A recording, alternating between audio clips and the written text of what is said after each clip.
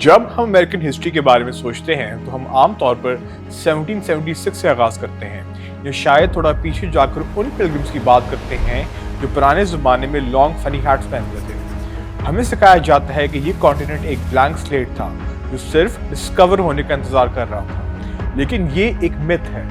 United states जो आज global super power बन चुका है, इसकी कहानी किसी डिक्लेरेशन ऑफ इंडिपेंडेंस से शुरू नहीं होती। इसकी कहानी किसी भी यूरोपियन जहाज के अटलांटिक क्रॉस करने से हजारों साल पहले शुरू होती है। आज हम यूनाइटेड स्टेट्स की एवोल्यूशन की ब्रॉड स्ट्रोक्स को कवर करेंगे। हम उन थ्राइविंग सिविलाइजेशंस को देखेंगे जो पहले से यहाँ आबाद थी। ओल्ड वर्ल्ड और न्यू वर्ल्ड का chaotic collision देखेंगे। ब्रिटिश एम्पायर के साथ मेसी ब्रेकअप और रिलेंटलेस और अक्सर ब्रूटल वेस्टवर्ड पुश को समझेंगे, जिसे मैनिफेस्ट डेस्टिनी कहा जाता था। बकल अप, ये यूनाइटेड स्टेट्स की ओरिजिन स्टोरी है।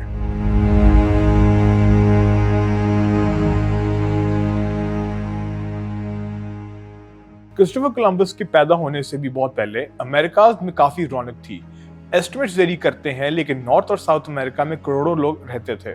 वो यूरोप या एशिया के लोग की तरह डाइवर्स थे, सैकड़ों मुख्तलिफ लैंग्वेजेस बोलते थे और उनका वे ऑफ लाइफ बिल्कुल अलग था। मिसाल के तौर पर कोहोकिया को ही ले लीजिए। ये modern day Saint Louis Missouri से बिल्कुल सामने रिवर की दूसरी तरफ वाक़ था।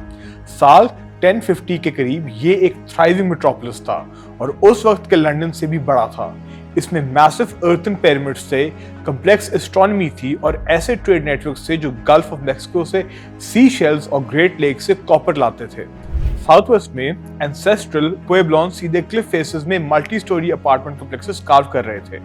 नॉर्थ ईस्ट में इरोक्वाई कन्फेडरेसी ने दुनिया की ओल्डेस्ट पार्टिसिपेटरी डेमोक्रेसीज में से एक बनाई, एक ऐसा सिस्टम जो सदियों बाद फाउंडिंग फादर्स को इंस्पायर करने वाला था। अमेरिका कोई एम्प्टी विल्डरनेस नहीं थे, ये एक डीपली कल्टिवेटेड और हेवीली पॉपुलेटेड घर था, लेकिन सब कुछ बदलने लगा था। 1492 में क्रिस्टोफर कोलंबस ने ब्लू ओशन सेल किया। अब एक क्विक रियलिटी चेक। कोलंबस ने आज के मेनलैंड यूनाइटेड स्टेट्स पर कभी कदम नहीं रखा। वो कैरिबियन में लैंड हुआ था, लेकिन उसके अराइवल ने यूरोपियन एक्सप्लोरेशन के फ्लडगेट्स खोल दिए। इससे उस चीज की आगाज हुआ जिसे हिस्टोरियंस कोलंबियन एक्सचेंज कहते हैं। ये प्लांट्स, एनिमल्स, कल्चर और ट्रैजिकली बायोलॉजी का एक मैसिव स्वैप था। यूरोपियन हॉर्सेस लाए जिसने नेटिव अमेरिकन प्लेन्स की कल्चर को ट्रांसफॉर्म कर दिया, लेकिन वो अपने साथ स्मॉल पॉक्स और मीजल्स जैसी डिजीजेस भी लाए। नेटिव पॉपुलेशंस के पास इन फॉरेन पैथोजेंस के खिलाफ जीरो इम्यूनिटी थी। इसका नतीजा अपोकलिप्टिक था। कुछ रीजन्स में कांटेक्ट के बाद वाली सदी में 90% तक इंडिजिनस पॉपुलेशन मर गई। 1600s के अर्ली सालों में जब इंग्लिश सेटलर्स ने ईस्ट कोस्ट पर फ्लैग्स लाना शुरू किए, तो वो एक पोस्ट अपोकलिप्टिक लैंडस्केप में कदम रख रहे थे। इंग्लिश और नेटिव अमेरिकन के दरमियान अर्ली इंटरैक्शन सर्वाइवल का एक कम्प्लेक्स वेब था। प्लिमथ जैसी जगहों पर कॉलोनिस्ट बिल्कुल भूखे मर जाते अगर उन्हें पोहाटन और वैम्पनॉग जैसे लोकल ट्राइब्स की एग्रीकल्चरल नॉलेज ना मिलती। शुरू में ट्रेड हुई। यूरोपियंस को बीवर पेल्ट्स चाहिए थे, नेटिव ट्राइब्स को मेटल टूल्स और फायर आर्म्स चाहिए थे। लेकिन जैसे जैसे मजीद शिफ्ट्स आते गए, इंग्लिश लोगों की लैंड के लिए भूख इनसेशिएबल हो गई। इसकी वजह से डेकेड्स तक ब्रूटल कॉन्फ्लिक्ट्स हुए, जिन्होंने नेटिव पॉपुलेशंस को मजीद इनलैंड पुश कर दिया। इसी दौरान कॉलोनिस्ट को रियलाइज हुआ कि टोबैको जैसी कैश क्रॉप्स में मैसिव वेल्थ बनाई जा सकती है। प्रॉफिट्स को मैक्सिमाइज करने के लिए उन्हें चीप लेबर चाहिए थी। इस वजह से horrific trans Atlantic slave trade शुरू हुआ, जो इंस्लेव्ड अफ्रीकन्स को अमेरिकन शोर्स पर ले आई और एक ऐसी डार्क फाउंडेशन रखी जो इस नेशन को हमेशा हॉन्ट करे। एक और आधी सदी आगे चलते हैं, 1760s तक। अटलांटिक कोस्ट के साथ 13 डिस्टिंक्ट ब्रिटिश कॉलोनीज थी। ये मोस्टली ईस्टर्न कोस्ट पे सेटल थी। उन्होंने अपनी खुद की यूनिक इकोनॉमीज डेवलप कर ली थी। नॉर्थ ने शिपिंग और ट्रेड पर फोकस किया। साउथ हेवीली प्लांटेशन एग्रीकल्चर पर रिलाई करता था जो इंस्लेव्ड लेबर से चलती थी। काफी अरसे तक ब्रिटिश गवर्नमेंट ने कॉलोनीज को ज्यादातर उनके हाल पर छोड़ दिया। सैल्यूटरी निग्लेक्ट के इस पीरियड ने कॉलोनिस्ट को इंडिपेंडेंस और सेल्फ गवर्नेंस का एक स्ट्रॉन्ग सेंस डेवलप करने का मौका दिया। उन्होंने खुद को सिर्फ ब्रिटिश सब्जेक्ट के तौर पर नहीं, बल्कि एक नई आइडेंटिटी के साथ देखना शुरू किया। फिर ब्रिटिश ने एक मैसिव और एक एक्सपेंसिव कॉन्फ्लिक्ट लड़ा जिसे फ्रेंच एंड इंडियन वॉर कहते हैं। अपने वॉर डेट को पे करने के लिए उन्होंने कॉलोनीज की तरफ देखा और नए टैक्सेस पास करना शुरू कर दिए। This act shall take effect throughout the colonies. The Stamp Act, the Townshend Act and the Tea Act. Colonist को शदीद गुस्सा आया। उनका मसला नेसेसरली पैसा नहीं था, ये प्रिंसिपल का मसला था।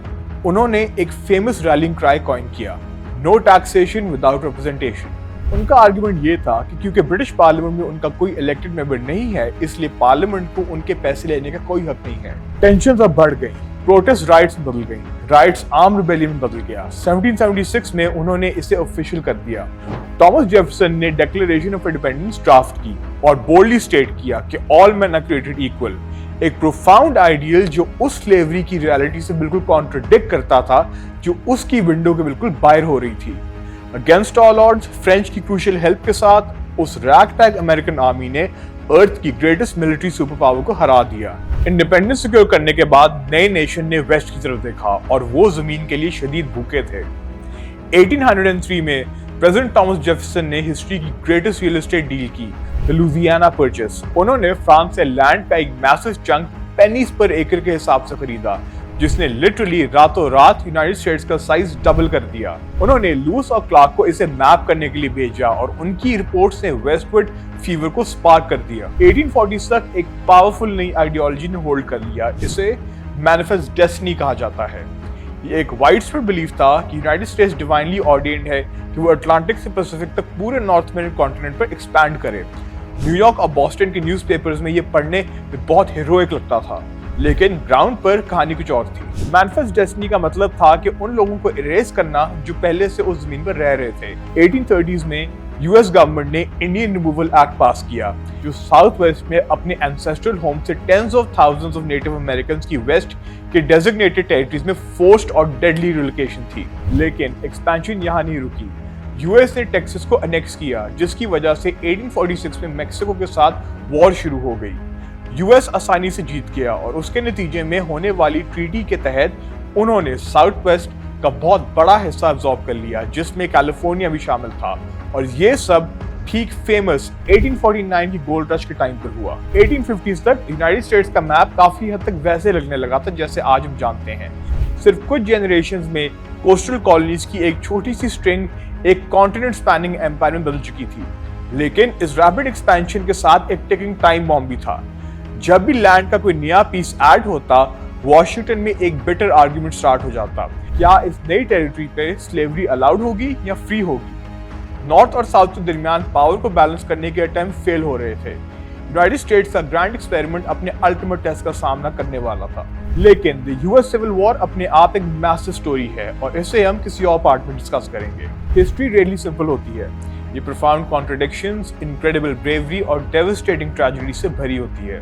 यूएस की एवोल्यूशन की ब्रॉड स्ट्रोक्स को समझना हमें उस कॉम्प्लेक्स कंट्री को समझने में मदद करता है जो ये आज है। अगर आपने कुछ नया सीखा तो उस लाइक बटन को हिट करें। And until next time, stay curious.